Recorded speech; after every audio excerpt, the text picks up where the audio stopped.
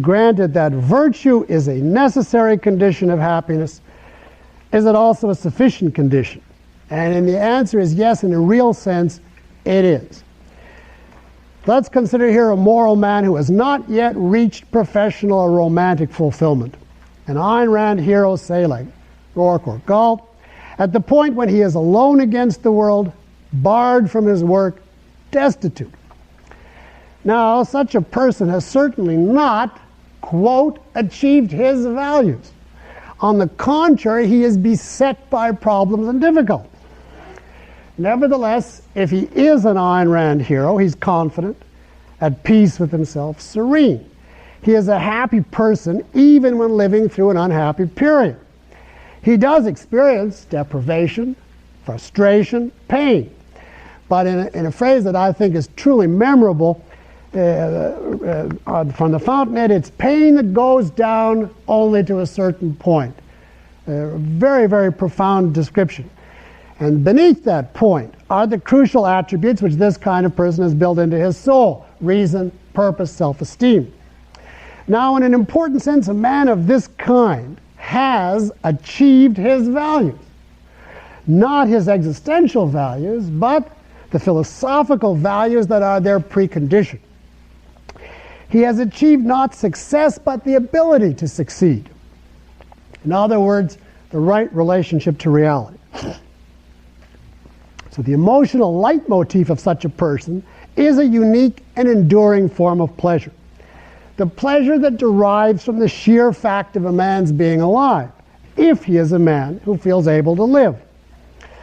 Now, you know that I've described this particular emotion in past lectures as what? This type of pleasure. Well, I guess I'm not repeating myself, but metaphysical pleasure, to contrast it to the more specific pleasures of work, friendship, so on. Metaphysical pleasure does not erase the pains inherent in daily life, but by providing a positively toned context for them, it blunts those pains, just as it intensifies one's daily pleasures.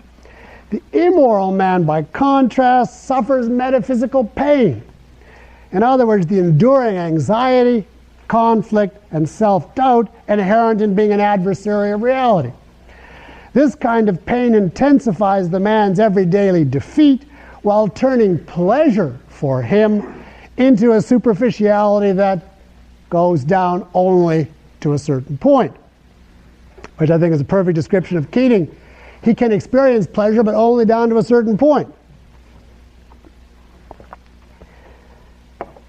Now, metaphysical pleasure depends on one's own choices and actions.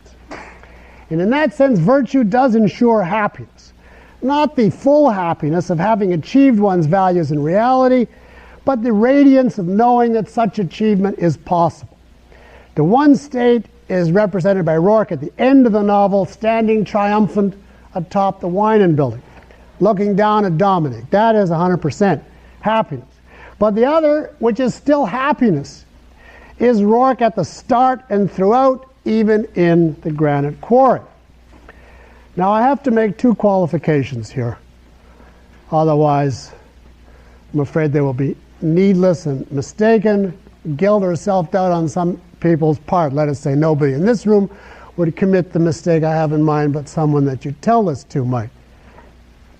Two qualifications, one pertaining to consciousness and the other to existence.